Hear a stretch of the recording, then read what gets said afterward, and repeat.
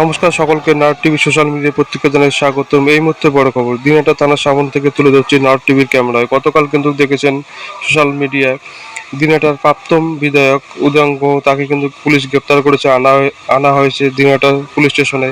তাকে কিন্তু দেখার জন্য বা ক্ষিপ্ত জনতা কিন্তু রয়েছেন। সরাসরি দেখাচ্ছে দিনহাটা পুলিশ স্টেশন থেকে, সরাসরি দেখবেন সেই ভিডিও।